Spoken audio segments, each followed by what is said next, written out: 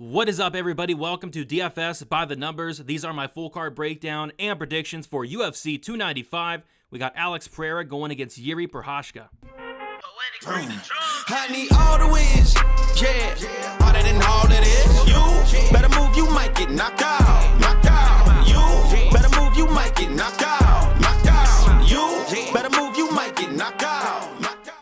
And we are back for another full card breakdown and prediction video. This week we are breaking down one of my favorite cards of the year on paper, UFC 295, headlined by Jiri Prochazka, Alex Pereira. The co-main event, Sergei Pavlovich, Tom Aspinall, a fight card that I've had circled for a couple months now. Really looking forward to this card. Obviously, there was a massive hit to the card. The main event fell through. Jon Jones, Stipe Miocic, and that hurt me personally. I'm a big fan of both Stipe and Jon Jones, but if they're gonna, bring a new fight on the card, I mean, Sergei Pavlovich, Tom Aspinall, it's I'm happy with that. If not, I mean, that could be a better fight than Jon Jones Stipe, to be honest. So I'm really looking forward to both the main event, the co-main event, and then also like the rest of the card is going to be fun as well. So really looking forward to this card. Before we get into it, if you guys could please do me a favor, leave a like on the video, subscribe to the channel if you have not already. I'm getting this out nice and early. I'm recording this on a Saturday.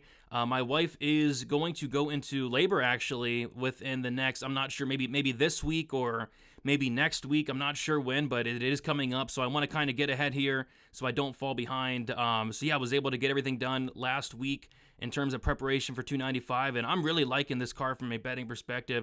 I haven't had a ton of action on these, past couple cards like the last month. I feel like I'm going to have a lot of action on UFC 295, so really looking forward to it. So this is a pay-per-view card. Going to be bringing back the Significant Strike contest. To enter the contest, first, leave a like on the video. Second, subscribe to the channel. Third, comment down how many Significant Strikes you think that Alex Pereira and Jiri Prochazka are going to combine for. $25 to the guy or girl in first place. If there's a tie, the tiebreaker does go to the person that commented first. And I do want to shout out Prize Picks. This video is brought to you by Prize Picks. If you guys have not checked it out, use promo code DFSBTN. Get yourself a 100% deposit bonus up to $100. It helps me. It helps you. It's free money, and I highly recommend Prize Picks. And I'll also be bringing out a Prize Picks video later in the week for UFC 295. Really looking forward to that. And then lastly, got to shout out the website. It's the best way to support me, and you get a lot of content. I mean, the best option there, the most popular option is that $10 betting option. With that, you get access to all the stats you see on the Friday show, the Saturday show, the betting breakdown video. You get first notice on all my bets. None yet, but I will be adding bets pretty soon here, some underdogs sticking out. 2 betting articles, the full card best bet article, and then the final betting article as well. Confidence ratings, access to Discord, and just much more. Like I said, a ton of content they do not see on YouTube there. But yeah, with all that out of the way, lastly, going live Friday for final thoughts, and then Saturday for best bet. And I think that's about it. So yeah, really looking forward to UFC 295. And I am getting this out very early, so this bout order is potentially going to change. I'd be actually shocked if it doesn't change, so don't come after me too bad. But as of now, the first fight of the night is Steve Erceg going against Alessandro Costa. Banger. I mean, this is a banger to kick off the card. We got Steve Erceg, 28 years old, 5'8", with a 68.5-inch reach, 10-1 in 4-1 in his last 5 fights. Alessandro Costa, he's 27 years old, 5'4", with a 67-inch reach, 13-3 in 4-1 in his last 5 fights. We'll touch on some odds like we always do. We see that Steve Erceg opened up minus 200. He's currently minus 150. Alessandro Costa opened up plus 170, currently plus 130. These odds just recently came out because this is a short notice replacement. Alessandro Costa is stepping in on short notice for the pull-out master Matt Schnell. I mean, if I had a dollar for every time Matt Schnell pulled out of a fight, I mean, I don't know what I would be able to do. Maybe maybe a down payment on a house. I mean, Matt Schnell pulls out of so many fights. But yeah, I kind of wanted to see Erceg knock out Matt Schnell. But I mean, this is a good replacement here. You know, early look, I thought that I'd be leaning the dog money of Costa here, but the more I looked into it, I think both guys are solid. I'm actually really high on both guys. But man, Costa's coming in here on short notice against a guy in Steve Erceg who's going to be much bigger than him. Erceg's going to have a 4-inch height advantage, a reach advantage on him as well. I mean, Erceg's going to be towering over this guy. And man, I was impressed with Erceg. Erceg came into the UFC on short notice against David Dvorak. And by the way, Matt Schnell pulled out of that fight as well. Shout out to Matt Schnell. But yeah, Erceg stepped in on short notice. He was a big dog against David Dvorak, who I think was ranked the number 10 flyweight at the time, a top 10 flyweight. And Steve Erceg looked really good, especially on short notice. His striking looked really good. He hurt Dvorak really bad in the second round, was able to mix a couple takedowns in the third round as well. I was very impressed with the performance of Steve Erceg, and I think a lot of people were, and I think that's why we're getting this favorite price tag on him. Because honestly, Alessandro Costa is no slouch. This guy's a really good grappler. He doesn't really proactively wrestle as much as I'd like to see, and he's probably not going to here, but on the feet, this guy can crack. Both guys can crack. What I do worry about on the Costa side is this. You know, we did see him take a short notice fight as well. It was against Amir Albazi, which Amir Albazi is a very good fighter, top 5 flyweight, right?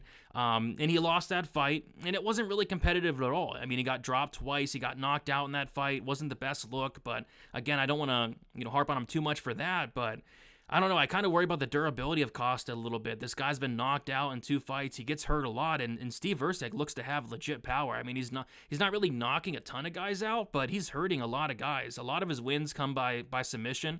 60% of those come by 60% of his wins come by submission, and a couple of those are like club and subs. I remember he hurt Shannon Ross, which I know everybody hurts Shannon Ross, but he hurt Shannon Ross, dropped him, and finished him by submission shortly after. So yeah, I like what I see from Erceg. I like the fact that he's not on short notice. I like the fact that he's bigger, and I'm gonna actually pick him to knock out Alessandro Costa. Costa's been knocked out twice in his career. I think a third time comes here. I was really impressed with the striking of Erceg. I think his striking is just leveled up. So give me Erceg to win this fight. I'll take Erceg to win this fight down the stretch in the third round and knock out Alessandro Costa. All right, moving on. We have a tricky fight, a fun fight, but a tricky fight in my opinion to call.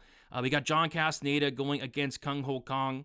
We got John Castaneda, 31 years old, 5'6", with a 71-inch reach, 20-6 and 3-2 in his last 5 fights. Kang Ho Kang, he's 36 years old, 5'9", with a 73-inch reach, 19-9 and 4-1 in his last 5 fights. This is the fight, I'll tell you right now, this is the fight that I'm struggling with the most. I don't have a strong read on this fight. I think this fight is going to play out, pretty close and competitively. The line's not really indicating that. Castaneda actually opened up plus 120. He's now minus 160. Kang Ho Kang opened up minus 140. He's currently plus 140. So the odds have flipped. And I don't know. I think these guys are somewhat similar. Like Kang Ho Kang, this guy's a really good grappler. I believe he's a black belt in BJJ. But what I kind of like about Kang as of lately, and I've never really thought of him to be like the best striker in the world, but his striking's looked really good his last couple fights. He went out there, he knocked down Christian Quinones badly in the first round, submitted him shortly after. But prior to that, he fought Dana Bakary, and by the way, I believe he was a dog against Dana, and I believe he's a dog against Quinones. So he's been cashing as a dog back-to-back fights now, and this is going to be his 3rd fight in a row where I believe he is a dog. But yeah, in that Dana Bakary fight, I mean, Kang Ho Kang at 36 years old, his striking looked better than ever. Like, I don't think I've ever seen Kang Ho Kang striking look that solid. Kang always has a ton of power. This guy has so many knockdowns in the UFC. I think it's like maybe 4 or 5 knockdowns, which is not bad for a guy that's primarily a grappler. So he has that power, and he also has that toughness as well. Kang Ho Kang's never been finished in the UFC, and he's been in the UFC since like 2013. He's been in the UFC 10 years, and nobody's ever been able to finish him. So I like the toughness. I like the power. I like the improved striking at 36 years old. And like I said, he has that black belt as well. And then you got John Castaneda, who I think is pretty solid as well. This guy has, I believe, a wrestling background.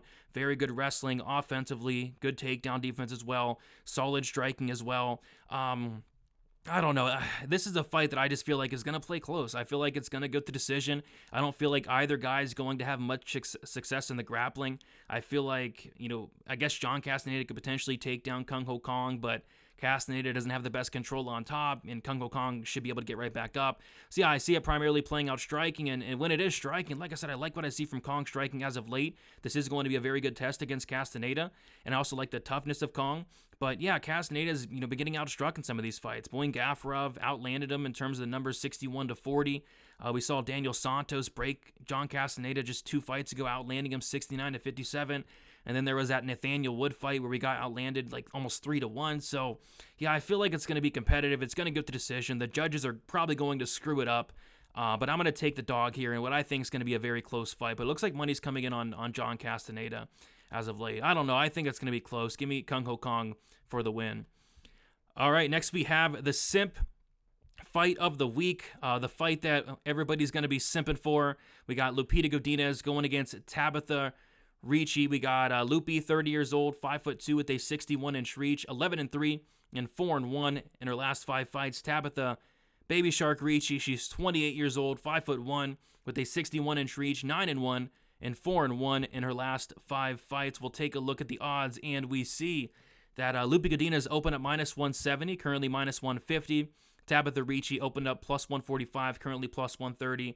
Yeah, I mean, there's going to be some very strong opinions on this fight. People get very, I don't know what the word is, not aggressive, but I don't know. People are getting very opinionated on fights like these, and I already see it. You go to Bet MMA Tips, you can see what people are betting, right? It's split down the middle, 50-50. So I'm gonna make a pick here, and the people on the other side are probably gonna get mad, but I gotta make a pick. I don't know. I feel like for me, the pick for me is pretty easy. I feel like it's a pretty easy fight to break down. The line doesn't really indicate that, though. We got a pretty close line here, but yeah, I feel like I like the Lupi side here. And if you guys have been watching my breakdowns for a while, you guys know I had a little feud with Lupi after that Angela Hill fight. I had a big bet on Lupita Godinez thinking, hey, maybe she can take down Angela Hill. We just saw Verna Jandiroba do it, and then Lupi proceeded to go out there and not shoot takedowns, right? Apparently, somebody who trained with her hit me up a couple months later, actually, and told me what was going on. I'm not going to get into it, but she wasn't 100%. So I kind of forgive her for that now. But even after the Angela Hill fight, it's like she's not going for takedowns against Cynthia Calvillo. It was a very close fight. She's not going for takedowns against Emily Ducote. She kind of ran away with that, but still, she's not going for takedowns. And then I said, hey, listen, I'm going to give Lupita Godinez one more chance. She's fighting Elise Reed, who's a white belt and has no takedown defense or ground game to speak of. Lupi, if you don't take Elise Reed down, something's wrong. And what does she do? She goes out there fighting like she's possessed. I mean, that was the best version of Lupita Godinez we've ever seen. I mean, that was terrifying. That was hard to watch. I had a bet on Lupi inside the distance and by sub. That was hard to watch. She beat the living crap out of poor Elise Reed. But yeah, I mean, Lupi's great. I think she's really good. I think Tabatha Ricci's really good as well. But how I see this fight playing out is, Lupi's the better striker in my opinion by a decent margin. I really like Lupi's striking. She has really good volume, really good boxing. She's been training with Alexa Grasso as of late. She has power in her hands as well. And Tabatha Ricci, I don't think she's the worst striker in the world, but I don't really think the striking's that close. I don't. And on top of that, Ricci's probably the better grappler. She's a black belt in BJJ, although I think Lupi's a good grappler herself. But in terms of the wrestling, although Ricci's a good wrestler, I mean, Lupi's the better wrestler. She's physically stronger. She's bigger. She has an 82% takedown defense. So I kind of feel like Lupi's going to be able to dictate where this fight takes place. And although I don't think Lupi has the best fight IQ, she hasn't shown the best fight IQ, I don't think that's going to matter here, because if she doesn't go for takedowns here, that's okay. I mean, I think she's going to win the striking exchanges. And then if she does go for takedowns, cool. Maybe she seals off a round or maybe wins some minutes. So, yeah, I like Lupi here. I like Lupi to win this fight. But, hey, at the end of the day, this fight is going to decision. It's going to be competitive. And the judges suck. The judges absolutely suck. But give me Lupita Godinez and Lupita Godinez by decision for the simp pick of the week. All right, moving on. Another banger. We got Nazim Sadykhov going against Slava Borshchev. We got Sadykhov. He's 29 years old, 5'10" with a 69-inch reach, 9-1 and 5-0 in his last 5 fights. Slava Borshchev. He's 31 years old, 5'11" with a 69-inch reach, and his record is not 73. It is 7-3. Caught me off guard there. All right, he's 7-3. And he is 3-2 in his last 5 fights. So we'll take a look at the odds here. We see that Sadykhov opened up -350. Wow. He's minus 130 now. And then Borshchev opened up plus 285, and he's currently plus 110. This fight's a very interesting fight to break down, in my opinion, because Slava Borshchev, his striking is incredible. Like, Slava Borshchev's striking's absolutely no joke whatsoever. And there's a reason why when he fights these dudes in the UFC, like Mark Diakese, even Mike Davis, he can wrestle, but I mean, he's a really good striker as well. You know, these guys are constantly trying to take down Slava Borshchev. They want really nothing to do with the striking of Slava. Mike Davis takes down Slava 9 times. Mark D1 Diakese takes down Borshchev 11 times. He got taken down 20 times in those 2 fights combined, right? He lost those fights. But in the fights, he's not getting taken down. He's not only winning fights, he's winning them very convincingly. He's winning them very dominantly. His striking is very, very good. And what I worry here about Sadykhov is I watched a good amount of fights of Sadykhov because I wanted to know, does this guy wrestle? Could this guy go out there and implement a game plan of taking this guy down 10 times like Diakese did, 9 times like Mike Davis did? And that's not his game. That's not Sadykhov's game. What I will say, though, you know, the times I have seen Sadykhov get on top, he's very good. He's very dangerous. He has vicious ground and pound. He has a submission game as well. But he's not going out there and proactively wrestling really at all. So I'm curious to see the game plan here from Sadykhov, but I kind of think this is primarily going to play out on the feet. And if it plays out on the feet, I like the striking of Borshchev. You know, we saw Sadykhov go out there in the fight against Evan Elder. I mean, get outstruck against Evan Elder.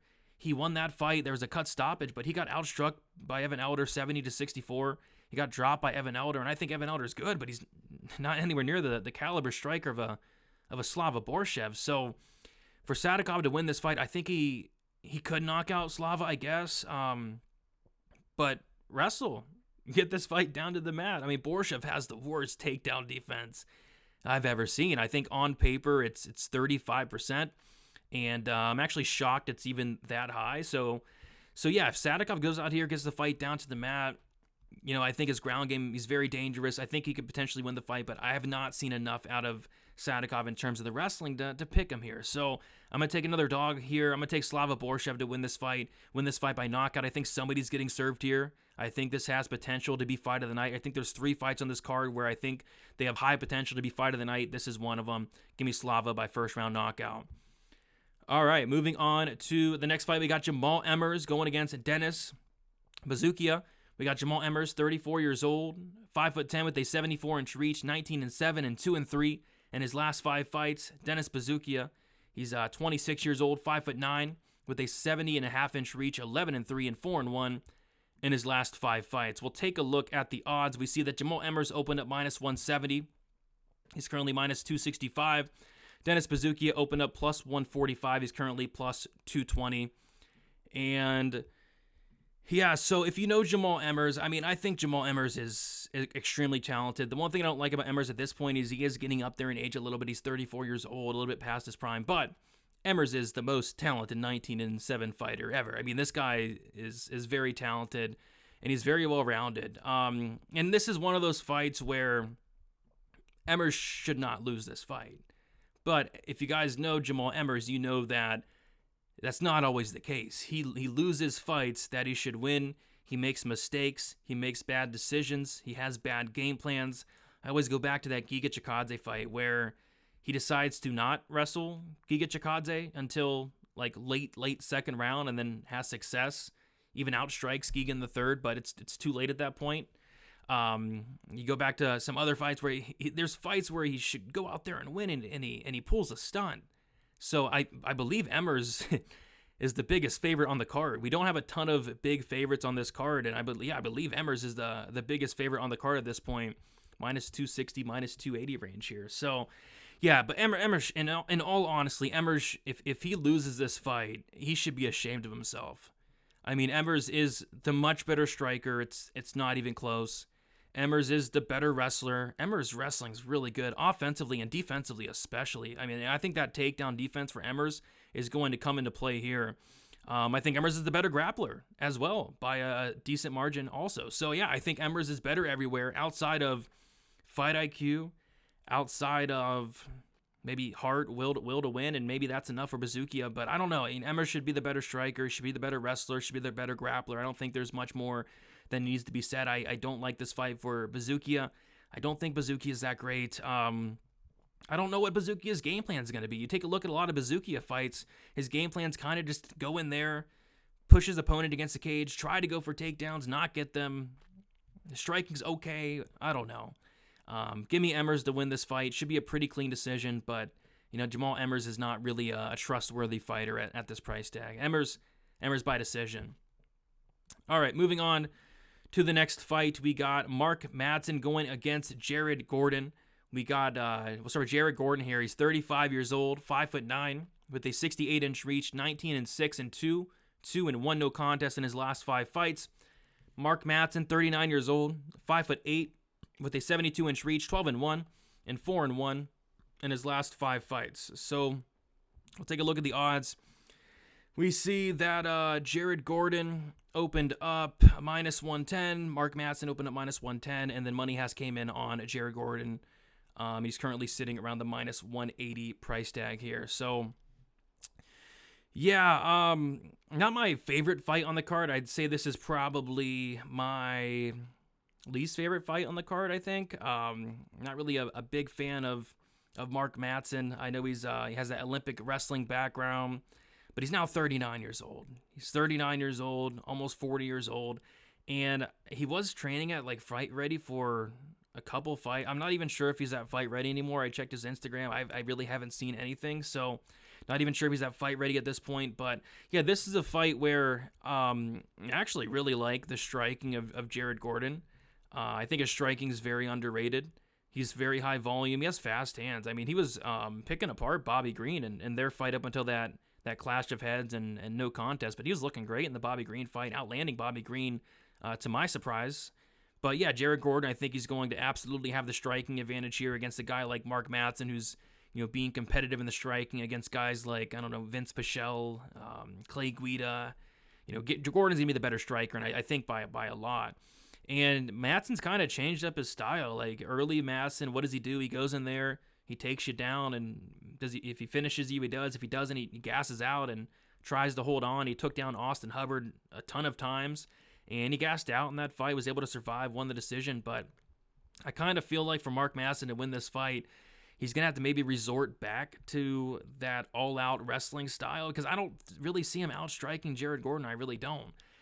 Could he take down Jared Gordan? Yes, he can. He can take down Jared Gordan, but I don't know if he's holding down Jared Gordan. So, yeah, I think it's a solid fight for Jared Gordan here. I think Jared Gordan gets the better of the striking exchanges. I think he has the better cardio. I think his takedown defense is okay, but his get-up game is solid, his grappling solid. The only thing you really worry about with Gordan is the chin, is the durability, but is Mark Madsen knocking out Jared Gordan? I don't really believe so. So yeah, I'm going to take Jared Gordan here to win this fight, and this probably goes to decision. So Jared Gordan by decision. Moving on to the next fight, this is another pick for me, for potential fight of the night. Joshua Van going against Kevin Borjas. We got Joshua Van, 22 years old, 5'5", with a 65-inch reach, 8-1, and 5-0 in his last 5 fights. Kevin Borjas, he's 25 years old, 5'5", with a 68-inch reach, 9-1, and 4-1 in his last 5 fights. We'll take a look at the odds, and we have Joshua Van opening up as a -180 favorite, currently -225. Kevin Borjas opening up +155. He's currently +190. See, I remember Borjas from Contender Series, and there wasn't a lot of tape out there on Borjas. There was 2 fights that I could find, and in one of those fights, he was actually head kicked, dropped, and then submitted shortly after. So it wasn't really the best look. And then the other fight I could find was horrible quality. You couldn't even see anything. So I was kind of going into, his Contender Series fight a little bit blind. I knew a lot about his opponent, though. His opponent was a very good wrestler. I believe he trained at American Top Team, or a very good gym. Good wrestler, good grappler. And yeah, I mean, he got the better of Borjas early on, but Borjas showed some dog, man. I mean, this guy was a guy that was getting taken down but getting right back up. He showed really good cardio, really good heart, and on the feet, he showed that he's a very good striker. Yeah, I think Borjas is a very fun fighter, a very fun striker, and I was really impressed with what I saw in his Contender Series fight. And then I went to Joshua Van, and quite frankly, I was blown away. I mean, Joshua Van is 22 years old. Both these guys are very young. Both these guys, I think, have a lot of upside. But Joshua Van, back to him. I mean, I was very impressed with his debut, right? He makes his debut, I think it was on even short notice, against Zalga Sumagulov. And if you guys know Zalga Sumagulov, he goes to decision in a lot of fights, right? And he goes to very close decisions. That Joshua Van Zalgas fight wasn't close. I mean, Joshua Van beat the crap out of Zalgas, almost finishing him in the second round. I mean, the ref could have potentially stepped in and stopped that fight. So, yeah, that was a very good performance from Joshua Van, and I liked that performance, but I went back and watched his fights outside of that fight, and I was very impressed as well. I mean, Joshua Van has legit power for 125 pounds. This guy does not hit like a flyweight, I'll tell you that right now. And what I don't like about Borjas is he is willing to eat one, to give one, and he's tough, but he does get hurt. And I don't know if you're going to want to eat one to give one against a guy like Joshua Van. I mean, Joshua Van has real power in his hands.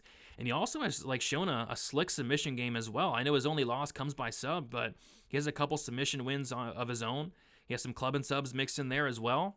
And Borjas has been club and sub before. And another thing I like is, you go watch that Borjas, his only loss was a head kick, right?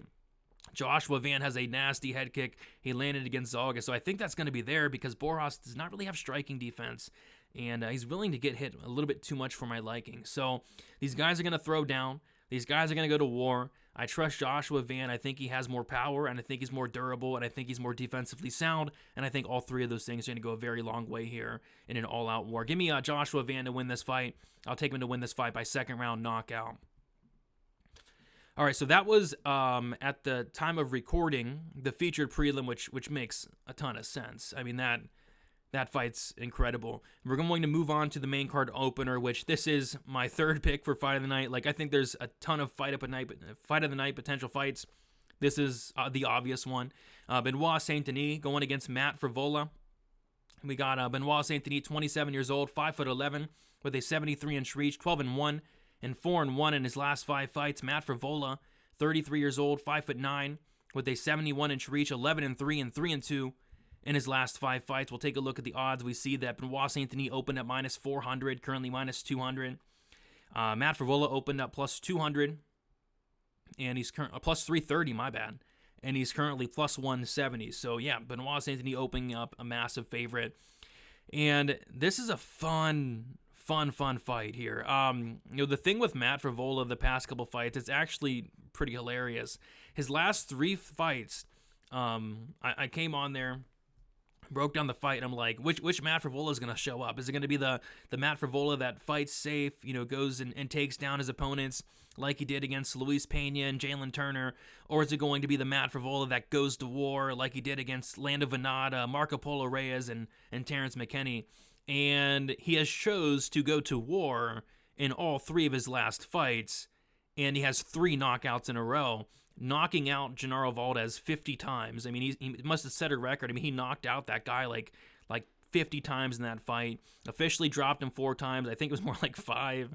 But yeah, that was a great performance against Gennaro Valdez. Against Otman Azaitar, why wrestle? Go out there and knock out Azaitar. That was incredible. And then he knocked out Drew Dober, which, what? I mean, that's still it's crazy to say somebody knocked out Drew Dober, but this guy Frevola did it. I mean, Frevola has real power.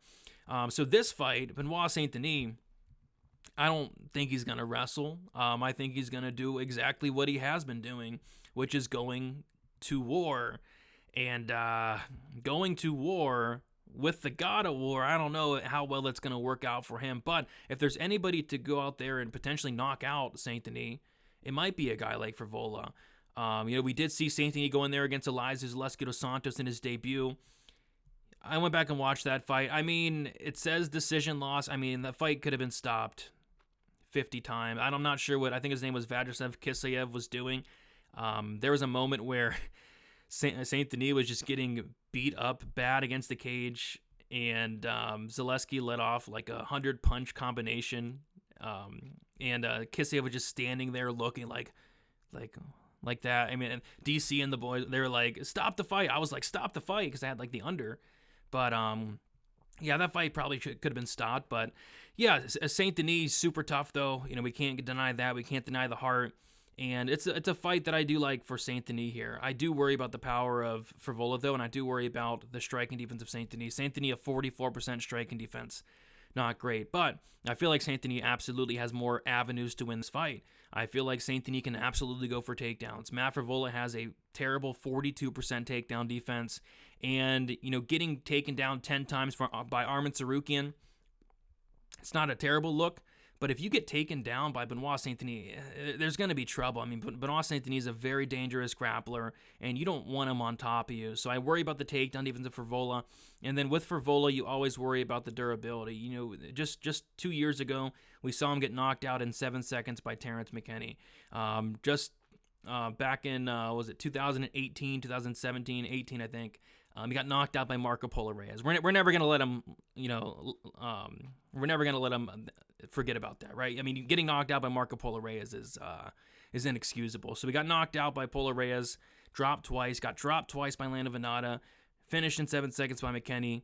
So I do worry about the durability of one of these guys, and that's Frevola. So in a fight that I think is going to be a war, I gotta pick Benoit Saint-Denis here. I'm gonna take him to win this fight by first round knockout. I think these guys are going to throw down. I think these guys are going to stand in the middle and bang into one-man falls. And although it worked out with Frevola against Drew Dober, I just have a feeling Benoit Saint-Denis lands something big and knocks out Matt Frevola here in the first round. So give me Benoit Saint-Denis to win this fight.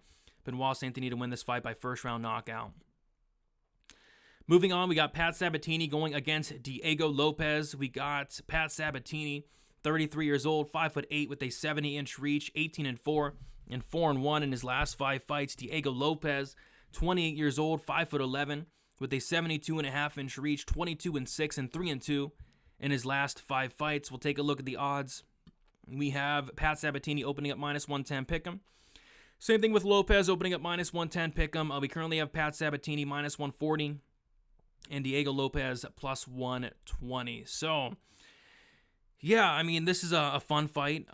Glad to see that they put Diego Lopes on the main card. I think it's rightfully deserved. This guy is slowly becoming a star. Like, people are really excited about this kid. Diego Lopes, only 28 years old, and what I notice about Diego Lopes is this guy is evolving. I mean, this guy is improving rapidly. You go back and watch some of his older fights, you know, his takedown defense doesn't look great. You know, the Brito fight, he was taken down, controlled, all that. I went and watched some of his fights after the Brito fight. This guy looks like a killer. I mean, his striking's coming along. He's willing to eat one to give one, but he's super tough. He's hard to get out of there, very hard to get out of there. I don't think anybody's finishing Diego Lopes nowadays. But yeah, the striking's coming along. I think he's working at the same gym as Alexa Grasso and Lupita Godinez. And yeah, and then on top of that, this guy has a very, very slick, opportunistic, aggressive submission game off his back. I mean, this guy's attacking the entire fight. He's dangerous the entire fight, and that's kind of what I like about Diego Lopes. He's dangerous from the first second of the fight to the last second of the fight. So Pat Sabatini's the favorite here, and I get what people are seeing, right? Like, Pat Sabatini can go out there and take down Lopes and control him for 15 minutes like Evloev did, like Brito did. But, you know, on the feet, I really worry about Pat Sabatini. He was dropped in 30 seconds against Jamall Emmers. He was dropped in about 30 seconds against Damon Jackson and knocked out by Damon Jackson, who, quite frankly, isn't knocking anybody out in the first round ever. I mean, that's not really Damon Jackson's thing. So, I mean, I don't think Pat Sabatini has the best durability. I think he's an incredible fighter, an incredible wrestler. He's a Renzo Gracie Philly black belt. But on the feet, I do worry a little bit about the durability of Pat Sabatini, whereas I don't for Lopes. I don't question the durability whatsoever. So yeah, and I think Lopes on top of that is the better striker at this point. I think he has a lot of power as well. So yeah, I really worry about Pat Sabatini when this fight's on the feet. With that said though, Pat Sabatini can get takedowns whenever he wants, but he's going to have to fight off dozens of submission attempts for 15 minutes, which is exhausting. And we saw Pat Sabatini go out there against Tristan Connolly, right? Win the first 2 rounds cleanly. That's great. But in the third round, he kind of took it off. He lost a third round against Tristan Connolly. Not the best look. With Diego Lopes, you got to worry about the striking, the power. You have to worry about the submission game. And you have to worry about it for 15 full minutes. So Pat Sabatini is going to have to go out there, fight a perfect game plan, stay safe for 15 minutes, and staying safe for 15 minutes against Diego Lopes is not going to be easy. So I get why Sabatini's probably the favorite. He has a clear path, but I kind of feel like Lopes has more ways to win. I feel like Lopes can win by knockout. I feel like he win by club and sub. I'm not sure if he subs Sabatini off his back. I mean, it's going to be tough to do. Sabatini's a really good grappler, black belt, but with that said, I mean, Lopes just subbed a black belt, but I'm kind of leaning more so like a club and sub here for Diego Lopes. I'm going to take the dog here in Lopes. I think he gets it done by I'll say second or third round submission here for Diego Lopes. This fight's incredible, and I'm going to go Lopes for the upset in this one. Moving on, we got Mackenzie Dern going against Jessica Andrade. We got Mackenzie Dern, 30 years old, 5'4", with a 63-inch reach, 13-3 and 3-2 in her last 5 fights. Jessica Andrade, she's 32 years old, 5'1" with a 62-inch reach, 24-12 and 2-3 in her last 5 fights. We'll take a look at the odds. Dern opened up -200, currently -175. Andrade opened up plus 170, currently plus 150. So if you guys have been watching my channel for the last couple years, you may know that I'm not anymore. I was the biggest Mackenzie Dern hater out there. I mean, I was not a big fan of her skill set. She's an incredible grappler, one of the best, if not the best grapplers in the division, pure grappling.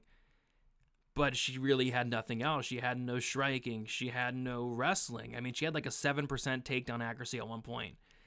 And if you also have been watching me, you know that I'm Jessica Andrade's biggest fan.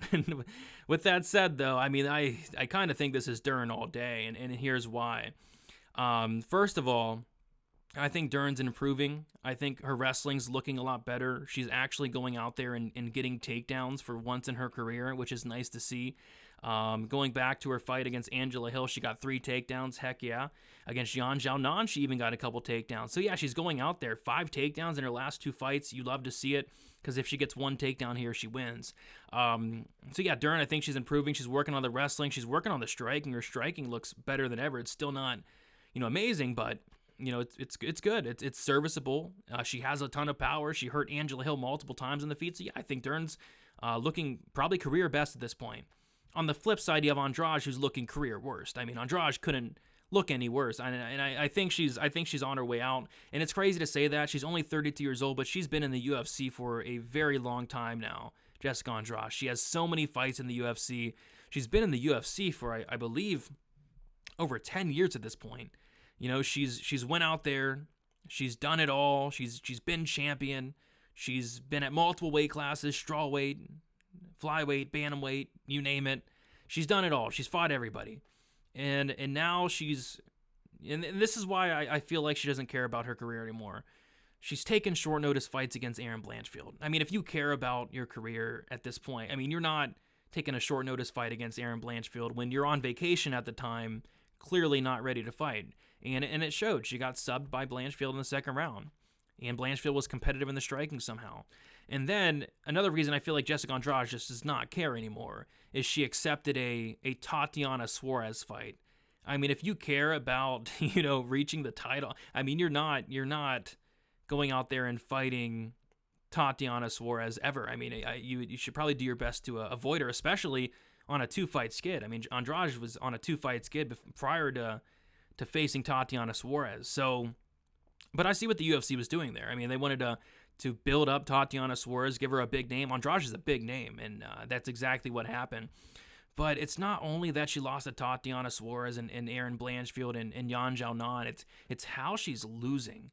I went back and watched the Blanchfield fight. Like I said, the striking was weirdly competitive. For some reason, it really shouldn't have been, but it was competitive nonetheless. And then the second round hits. Blanchfield gets a takedown, right? And I counted how long it took for Blanchfield to sub Andrade. And it was like 29 seconds. Blanchfield took her down and subbed her in 29 seconds. And I'm like, okay. And then she fights Tatiana Suarez. The fight gets to the second round. She takes her down, and I count. How long does it take for Tatiana Suarez to sub Andrade once getting her down? And it was like 59 seconds. It was like about a minute. And I'm thinking to myself, man, if Dern takes down Andrade, I mean, the fight's going to be over very shortly after. Because although I think Tatiana Suarez is incredible, I think she's a future champ at strawweight. And Erin Blanchfield, I think she's incredible. She's a future champ at flyweight. In terms of pure jiu-jitsu, I mean, Mackenzie Dern's the best in the division. So, yeah, Andrade, she is a black belt, but gosh, is she horrible off her back. I mean, when Tatiana Suarez exploited her, Erin Blanchfield exploited her, Valentina Shevchenko exploited her. And if Dern takes her down just once, I mean, it's going to get ugly very quick. So, yeah, I think Dern's more motivated. I think she's improving, and I think Jessica Andrade is showing up for a paycheck, which is fine. I mean, she deserves it. She's getting paid, and getting paid probably very, very handsomely as well, but I don't think she really cares anymore. So this will be Andrade's 4th loss in a row. Maybe she's more motivated since she's on a 3-fight skid, and if we do get motivated Jessica Andrade, maybe it's a different story, but I'm kind of leaning towards her not really caring anymore. So give me Dern. I think she does care. And I think her ground game is really good. And I'll say she subs her in the first round, makes it look pretty easy. Just needs one takedown, Dern. One takedown. All right. Moving on to the co-main event. And what a co-main event it is. We got Tom Aspinall going against Sergei Pavlovich, replacing John Jones, Stipe Miocic, which hurts, like I said. But I'm looking forward to this co-main event nonetheless. So we got Tom Aspinall, 30 years old, 6'5", with a 78-inch reach. He's 13-3 and 4-1 in his last 5 fights. Sergei Pavlovich, 31 years old, 6'3", with an 84-inch reach, 18-1 and 5-0 in his last 5 fights. We got a straight pick him here. Open pretty close. Pavlovich opened as a -125 fave, -110 at the moment. Aspinall opened up as a +105 dog, -110 at the moment. So, you know, I could go and break this fight down and say who I think wins, but at the end of the day, somebody's getting served here, and somebody's probably getting served here very brutally. I mean, there's not a ton of analysis outside of I like Aspinall here in this matchup ever so slightly, but I don't have a strong lean towards him, and here's why. Sergei Pavlovich is the most terrifying human on the planet. I mean, look at him. I mean, just look at that terrifying man. I think it's to the right of me. Actually, to the left. I don't know. I'm getting confused. Anyway, he's so terrifying that he's confusing me. I just look at him. Imagine waking up in the middle of the night and this guy's just staring over you, just looking. I mean, it'd be terrifying. But Tom Aspinall has more paths here, right? I mean, Tom Aspinall has more paths. Sergei Pavlovich's Sergei Pavlovich's only loss comes against Alstar Overeem, right? And it was a while ago. But the one time we saw Sergei Pavlovich on his back, it was the worst thing I've ever seen in my life. I mean, he had nothing to offer off his back whatsoever. Overeem took him down and pounded him out very shortly after. Tom Aspinall is a black belt in BJJ. He has ground and pound. He has a submission game. If Tom Aspinall gets on top of Pavlovich, it is a wrap. It is over very quickly. With that said, he's got to take him down first, right? So, I don't know. I feel like either guy's live for a knockout here. I think the harder hitter is probably Pavlovich. I think in terms of the strike, I do like the striking a little bit more of Aspinall. He's super quick for a heavyweight. He doesn't even look like he's a heavyweight in there when he's striking. Super quick hands. But yeah, the power is probably in favor of Pavlovich. But Aspinall has power as well. So yeah, I think either guy can get knocked out. But if Aspinall gets this fight down to the mat, it's a wrap. So as long as his head stays attached on his body and he shoots a takedown and gets it, I think he wins, and I think he wins pretty easily, but Pavlovich is a terrifying, scary monster. So I'm not probably going to bet this fight. From a money line perspective, I might look at a prop, but I'll say Aspinall gets the fight down to the mat, and Aspinall's wrestling is good. He was able to shoot some well-timed takedowns against Alexander Volkov, and once he gets on top, he's vicious. He cut open Volkov, he got that straight armbar. And then even against Outlaw Badeau, he took him down, got in a mount a second later. I mean, Aspinall's ground game's great. And Sergei Pavlovich, from what we've seen, his ground game off his back is non-existent. So if you're on the Aspinall side, you're going to be holding your breath until he gets a takedown, I think. And then if you're on the Pavlovich side, you're going to be rooting for him to take off Aspinall's head before he gets in and gets him down, I think. So that's kind of how I'm seeing the fight play out. Obviously, both guys can knock each other out, but I think Aspinall has a significant advantage on the mat, and that's why I kind of lean him. But I hate going against Pavlovich. I'm a big fan of both these guys. It's one of those fights where it's an awesome fight, but at the same time, I hate it because I like Tom Aspinall a ton, and I like Sergei Pavlovich a ton as well. And by the way, hopefully I didn't say Sergei Spivak during this breakdown. I don't know why I always do that. I think it's just the Sergei, but Sergei Pavlovich would ruin Sergei Spivak. And then that fight, if it ever happened, it probably shouldn't be sanctioned. So hopefully I didn't do that, but I've been doing that lately. I don't know why. All right. Main event. Don't forget, guys, if you guys have not commented down the significant strikes for Alex Pereira, Jiri Prochazka, comment it down for the contest. $25 the first. Tiebreaker goes to the person that commented first. And also check out my solo breakdown of the main event, and then solo breakdown of the co-main event. I'll be doing both of those as well, so be on the lookout for those. All right, Alex Pereira, Jiri Prochazka. I cannot wait for this one. We'll start with Alex Pereira, 36 years old, 6'4", with an 80-inch reach, 8-2, and 4-1 in his last 5 fights. Jiri Prochazka, he's 31 years old, 6'3", with an 80-inch reach, 29, 3-1, and 5-0 in his last 5 fights. We'll take a look at the odds. We see that Alex Pereira opened up -150. He's currently -130. Jiri Prochazka opened up +110 or +130. He's currently +110. All right. Man, this fight is kind of like the last fight where it's like, you know, I have my pick. I have who I think's going to win the fight, and I like my pick. But at the end of the day, somebody's getting served here in very brutal fashion. These guys have a ton of power. I think somebody's getting knocked out. But, you know, Jiri Prochazka is coming off of a pretty gruesome injury, a surgery, a layoff. We have not seen Jiri Prochazka in about a year and a half. I don't like that. Alex Pereira, he's been active. He moved up a weight class. I like Alex Pereira here, and here's why. You go and watch Jiri's fights, and you can really watch any fight. I'll talk about which ones that I think are most notable, but any fight, any Jiri fight, his striking defense is literally non-existent.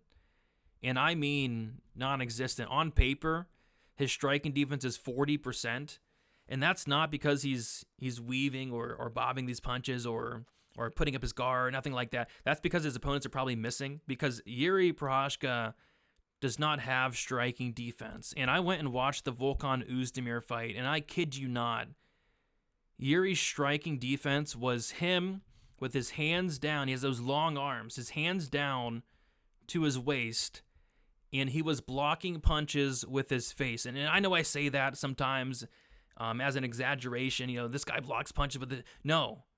Jiri was blocking punches with his face. He was headbutting Volkan Oezdemir's punches with his hands down. You know, Oezdemir wobbled Prochazka. Dominic Reyes hurt Prochazka. Looked like Dominic Reyes knocked out Prochazka with that upkick. Glover Teixeira rocked Jiri badly. Could have probably finished him, but he went for the ghillie. Having that no striking defense game plan for Jiri, I mean, is that going to work against Alex Pereira? I mean, are you going to, you know, headbutt into a left hook of Alex Pereira and just eat it? I don't know. So I gotta go Alex Pereira here. With that said, though, I mean, Jiri, I think he's the tougher fighter, the more durable fighter. So he could knock out Alex Pereira. I don't think Alex Pereira has the best chin. Although fighting up at light heavyweight, I think for Pereira's maybe going to help his durability a little bit. But I can't pick Jiri with his non-existent striking defense. I think Pereira's going to land something big. And you can maybe get away with, you know, Oezdemir rocking you. Glover Teixeira rocking you. Dominic Reyes rocking you. I mean, if Alex Pereira hits you, you're probably going to sleep. So I like Alex Pereira here. Again, you know, can you be too confident in it? No. But I'm going to take Alex Pereira to win this fight and win this fight by first round knockout. There you have it, guys. Those are the predictions for UFC 295. Thank you so much for watching. Don't forget to comment down your significant strikes. Please leave a like on the video. I do appreciate that a ton. Subscribe to the channel as well. Be sure to check out Prize Picks. This video was brought to you by Prize Picks. Use that promo code DFSBTN. Get yourself a 100% deposit match up to $100. I'll be getting out a Prize Picks video later in the week, so make sure you look forward to that. And then also check out DFSbythenumbers.com. Haven't had a ton of bets on these past couple cards. This is a card where I'm going to be pretty heavily invested, I think. I think there's a lot of spots sticking out, a lot of props sticking out, some money lines sticking out. So I think I'm going to have probably the most action I've had on this card in like a month and a half, 2 months. So yeah, I'm really looking forward to this card, UFC 295. Check out DFSbythenumbers.com. You'll find my articles, the stats, everything you need is on there. Be sure to check it out. It does help go a long way. All right, guys, best of luck for UFC 295. Enjoy the card, in my opinion. Potential fight card of the year. We'll see. On paper, it's solid. We'll see how it delivers, but I think it's a great card nonetheless. Best of luck, everybody, and we'll talk to you very soon. See you later.